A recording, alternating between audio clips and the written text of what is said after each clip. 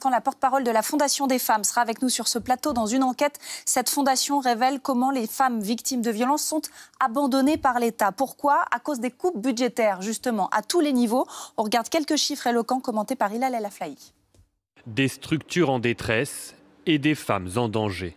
À cause des coupes budgétaires, moins 15% de baisse moyenne des subventions depuis début 2025, soit une perte estimée à 6,7 millions d'euros. Selon la Fondation des femmes, 50% des associations ont réduit leur activité. L'accompagnement des femmes victimes de violences est en péril. Pour les associations, la baisse des subventions a déjà des conséquences en les empêchant d'accompagner 6 258 femmes par rapport à l'an dernier. L'origine des coupes budgétaires est variée. Si les conseils départementaux sont les premiers responsables avec 38% d'associations qui subissent des coupes de leur part, l'État est aussi concerné puisque 26% témoignent de subventions en baisse de la part du ministère des Droits des Femmes. 31% des associations pointent, elles, les communes. La Fondation des femmes alerte. Il manque 31 millions d'euros aux associations féministes accompagnatrices pour continuer leurs actions.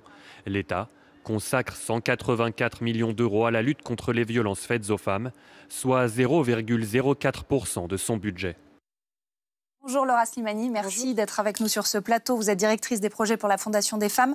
Vous avez travaillé sur cette enquête dont on vient de voir certains chiffres, aussi écologiste et adjointe au maire de Rouen. Dans l'enquête de la Fondation des femmes, on apprend que les associations qui luttent contre les violences faites aux femmes ont vu leurs subventions baisser d'environ 15% en 2025. Elles viennent d'où, ces baisses de subventions? Qui ne donne plus d'argent? Alors le problème, c'est que ces baisses, elles émanent de toutes parts. Et c'est ça qui prend les associations à la gorge. On a aujourd'hui 38% de ces associations qui témoignent de baisses issues des conseils départementaux, qui sont chefs de file sur les violences faites aux femmes. Donc c'est des centres d'hébergement, des accueils de jour qui sont moins financés. Mais on a aussi les communes, les régions et l'État. À 26%, le ministère des Droits des Femmes est pointé du doigt par ces associations comme étant aussi à l'origine de ces coupes budgétaires. C'est plus de 6 millions, c'est ça, d'euros en moins? Là, on parle uniquement des 148 associations qui ont répondu à cette enquête. Donc, il faut savoir que c'est probablement beaucoup plus. Mais sur cet échantillon, effectivement, on a 6,7 millions qui sont déjà supprimés pour ces associations. Ça équivaut à peu près à, pour ces associations, elles nous disent la conséquence directe, c'est plus de 6200 femmes qui ne pourront pas être accompagnées cette année. 6200 femmes qui sont donc abandonnées par l'État. C'est comme ça aussi qu'il faut le traduire? C'est comme ça que vous le traduisez ou pas? En tout cas, ce qu'on dit, c'est que c'est un choix qui est vraiment extrêmement inquiétant.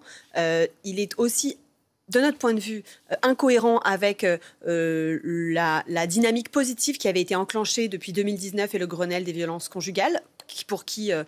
Et pour nous aujourd'hui, cette dynamique, elle subit un coup d'arrêt. C'est aussi assez irresponsable parce que dans le même temps, on demande aux femmes de parler, on leur dit d'aller chercher de l'aide et eh bien, la conséquence directe de ces coupes budgétaires, c'est qu'elles vont trouver porte close. Et puis, troisièmement, c'est aussi dangereux parce que de la même manière que l'augmentation des moyens budgétaires a permis de faire reculer les féminicides ces dernières années, des coupes budgétaires, ça va probablement conduire à une hausse des féminicides. Et pour la France, ce serait terrible de voir ces meurtres de femmes se démultiplier. Il y a quel chemin entre la baisse, ces coupes budgétaires, et une hausse potentielle des féminicides? Qu'est-ce qui se passe entre deux pour peut-être amener à ça? En fait, il faut savoir que le risque de féminicide, le moment où il est le plus élevé, c'est au moment où une femme victime de violence va décider de partir. Et c'est donc à ce moment-là qu'il faut que le tissu associatif et institutionnel, donc y compris la police et la justice, qui sont aussi des institutions touchées par ces coupes budgétaires, en tout cas qui vont l'être ou qui le sont déjà, il faut que ce tissu-là se mette en route et il faut que tous les maillons fonctionnent.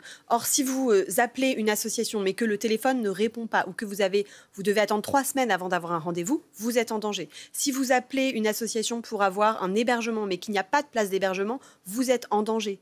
Si vous devez faire un certain nombre de procédures juridiques, par exemple, déposer plainte, que vous souhaitez être accompagné dans le cadre de ce dépôt de plainte par une juriste, mais qu'il n'y a plus de juriste dans l'association, vous êtes aussi en danger. Donc c'est tout ça qui expose et qui exposera davantage les femmes à des féminicides. Et puis, on tient aussi à souligner que cette enquête nous a révélé que c'est dans les territoires qui sont déjà les plus touchés que les coupes budgétaires se font le plus sentir. dans les territoires ruraux, il y a 72% des associations qui déclarent fermer ou réduire des créneaux de permanence. Ouais, plus de la moitié, c'est énorme, les 2/3. Donc 2025, on a le sentiment, avec ce que vous nous dites en lisant ce rapport, que c'est la fin de la priorité donnée à la lutte contre les violences faites aux femmes. C'est la faute à qui ? En tout cas, il ne faut pas, de notre point de vue, les décisions budgétaires, elles ne sont pas mécaniques. Elles ne sont jamais mécaniques. La preuve, Emmanuel Macron a annoncé au début de l'été une augmentation de 3 milliards du budget de la défense. Il faut savoir que 3 milliards, c'est ce que nous demandons avec les associations pour répondre à toutes les femmes victimes de violences qui en ont besoin. C'est le budget dont on aurait besoin. Aujourd'hui, ce budget, il est de 184 millions d'euros, donc il est extrêmement inférieur. Donc on voit bien, au vu de cette annonce, que ce n'est pas mécanique, ce sont des choix politiques. Et effectivement, au vu de l'impact que ces coupes budgétaires vont avoir, nous demandons non seulement la sanctuarisation, mais la poursuite de l'augmentation des moyens dédiés à la lutte contre les violences faites aux femmes. C'est une urgence vitale, ça ne devrait pas être mis sur la table des arbitrages budgétaires. Mais ce choix politique qui, pour l'instant, n'est pas fait, ou en tout cas n'est pas à la hauteur de ce qu'il faudrait pour aider ces femmes, c'est la faute à qui, encore une fois ? À Emmanuel Macron, aux différents gouvernements, aux élus locaux ? C'est la faute des responsables politiques qui prennent la décision de couper des subventions.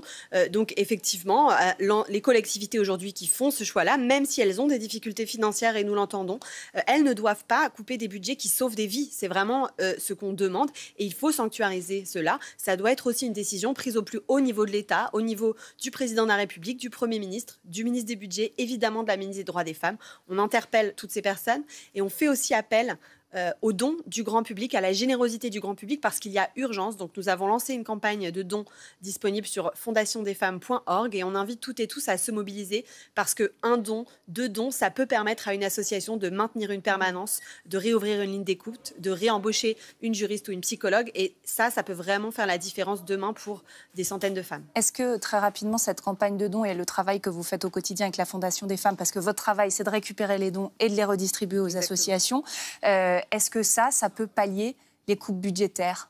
Alors, nous, on demande à ce que l'État prenne aussi ses responsabilités. Mais en tout cas, ça peut changer les choses. On a octroyé déjà 2 aides d'urgence en juin auprès de 2 centres d'information aux droits des femmes et des familles qui étaient au bord de la faillite. On va le faire à nouveau à la fin de l'année. Donc, on fait aussi appel aux dons, parce que depuis notre création, nous avons reversé plus de 14 millions d'euros à des associations partout en France. Donc, ça fait la différence pour ces associations.